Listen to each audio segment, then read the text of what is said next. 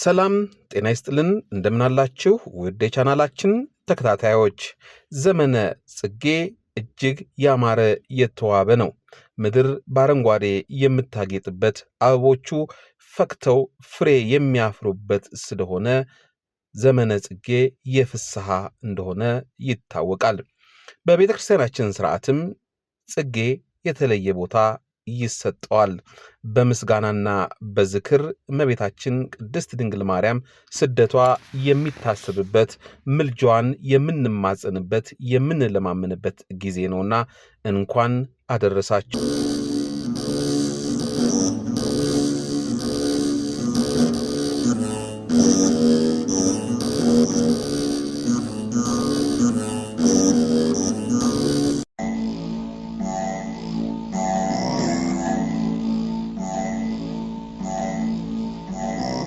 በዛሬው መርሃ ግብራችን አጽራረ ቤተ ክርስቲያን ከሚያነሷቸው ሕጸጽ ብለው ከሚጠቋቁማቸው ጉዳዮች መካከል አንዱ ምናልባትም ዋነኛው የቅዱሳን አማላጅነት ነው።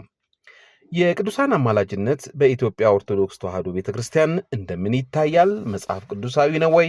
ሐዋርያት ካስተማሩን ትምህርት ጋር ይዛመዳል አይዛመድም? የሚለውን ነገር እንደ እግዚአብሔር ፈቃድ ማየታችንን መተንተናችንን እንቀጥላለን። እንድትከታተሉን እንጋብዛለን።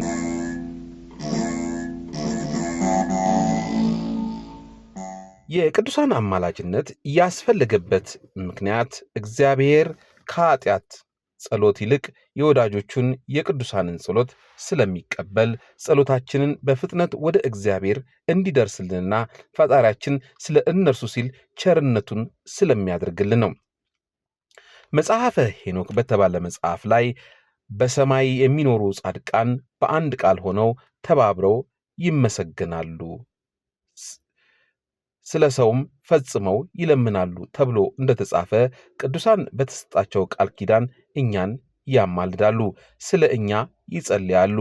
በቅዱሳት መጻሕፍት ሰዎች ከእግዚአብሔር አማልደው ያስታረቁ፣ ምሕረት ያሰጡ ብዙዎች ናቸው። አምላካችን እግዚአብሔር የቅዱሳንን ጸሎት እንደሚሰማና ምልጃቸውም ግዳጅ ፈጻሚ መሆኑን በሚከተሉት የመጽሐፍ ቅዱስ ክፍሎች ላይ ተገልጿል። አባታችን አብርሃም ከሚስቱ ከሳራ ጋር ጌራር ወደምትባል አገር በሄደ ጊዜ አቤሜሌክ የተባለ ንጉሥ ሳራን ለራሱ ሚስት ሊያደርጋት ወሰደ። በዚህ ጊዜ እግዚአብሔር በሕልም እንዲህ አለው፣ የሰውየውን ሚስት መልስ፣ ነቢይ ነውና ስለ አንተም ይጸልያል ትድናለህም ብሎታል። አያችሁ፣ አባታችን አብርሃም ስለ አቤሜሌክ እንዲጸልይለት እግዚአብሔር ነገረው። ምክንያቱም አብርሃም ጻድቅና ነቢይ ነው። አብርሃም አቤሜሌክ ላይ ከሚመጣበት ቅጣት እንዲድን እንዲጸልይለትና እንዲማጸነው ተነገረው። ቅዱሳን በጸሎታቸው እኛን ከእግዚአብሔር አማልደው ከሚመጣብን መከራ እንድንድን ይረዱናል።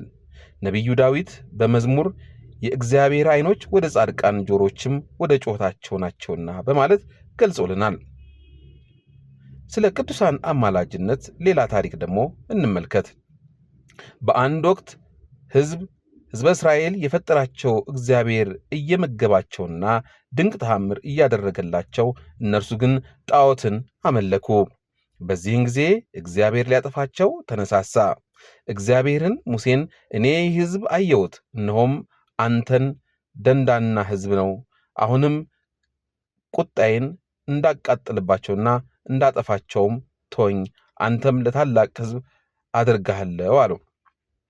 ሙሴም በእግዚአብሔር በአምላኩ ፊት ጸለየ። ዘራችሁን እንደ ሰማይ ከዋክብት አበዛለሁ፣ ይህችንም የተናገርኳትን ምድር ሁሉ ለዘራችሁ እሰጣለሁ፣ ለዘለዓለምም ይወርሷታል ብለህ በራስህ ቃል የማልሃላቸውና ባሪያዎችህ አብርሃምና ይስሐቅን እስራኤልን አስብ። እግዚአብሔርም በሕዝቡ ላይ ሊያደርግ ስላሰበው ክፋት ራራ።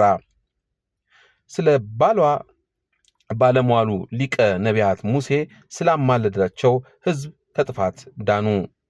የጻድቁ የኢዮብ ባልንጀሮች በበደሉ ጊዜ ከሚመጣባቸው ቁጣ እንዲድኑ ጻድቁ ኢዮብም ስለ እነርሱ እንዲጸልይ ከእነርሱ ጸሎት ይልቅ የጻድቁ ኢዮብ ጸሎት በእርሱ ዘንድ ተቀባይነት እንዳለው እንዲህ ሲል ተናገራቸው።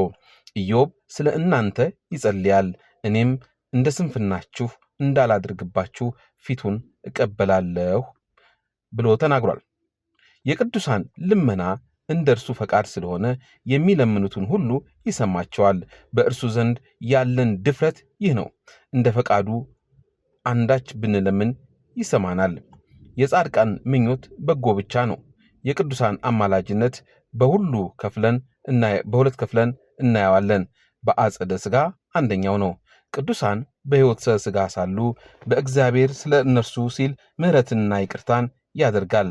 ከላይ ካየናቸው ታሪኮች በተጨማሪ እንመልከት። ቅድስት ሥላሴ በአብርሃም ቤት ከተስተናገዱ በኋላ ሰዶም በኃጢአቷ ምክንያት ልትጠፋ እንደሆነ ለአብርሃም ሲነግሩት ከተማይቱ ምሕረትን ለመነ። ቅድስት ሥላሴ ምልጃውን ተቀበሉ። ነገር ግን በከተማይቱ 10 ጻድቃን እንኳን በመጥፋታቸው ምክንያት ልትጠፋ ቻለች። ቅዱስ እስጢፋኖስ ለወገሩት ሰዎች ምሕረት ለመነላቸው። ተንበርክኮም ጌታ ሆይ ይህንን ኃጢአት አትቁጠርባቸው ብሎ በታላቅ ድምፅ ጮኸ። ይህንም ብሎ አንቀላፋ። ሳውልም በእርሱ መገደል ተስማምቶ ነበርና። በቅዱስ እስጢፋኖስ መወገር ተስማምተው ከነበሩ አንዱ ሳውል የተባለ በንስሐ ተመልሶ ክርስቲያን ሆነ። ስለ ክርስቶስ መስክሮ ብዙ ምዕመናንን በማስተማር ወደ ክርስትና የመለሰ ብርሃነ ዓለም የተባለው ቅዱስ ጳውሎስ ነው። የቅዱስ እስጢፋኖስን ይቅርታ ጸሎትና ምልጃ እግዚአብሔር ተቀብሎ ሳውልን ወደ ሕይወት አመጣው፣ አገልጋዩም አደረገው። ሁለተኛው በአጸደ ነፍስ ነው። እግዚአብሔር በአጸደ ሥጋ ሳሉ ለቅዱሳን ሰዎች የሰጣቸውን የማማለድ ጸጋና ሥልጣን ከዕረፍታቸው በኋላ በአጸደ ነፍስ አይነሳቸውም።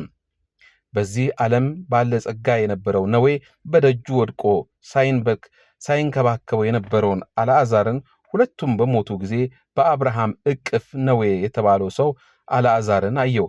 ይህ ባለጸጋ የውሃ ጥም ጸንቶበት ስለነበረ አልዓዛርም እባክህ ውሃ ብሎ እንዳይለምነው በምድር ሳለ የፈጸመውን ግፍ ያውቃልና ስላፈረው አብርሃምን ለመነ። አብርሃምም እርሱ በሕይወተ ሥጋ ሳለ በሠራው ክፋት ምክንያት ይህ ቅጣት እንዳገኘው፣ አልዓዛርም በምድር ስለሠራው መልካም ሥራ ከቅጣት መትረፉን አስረዳው።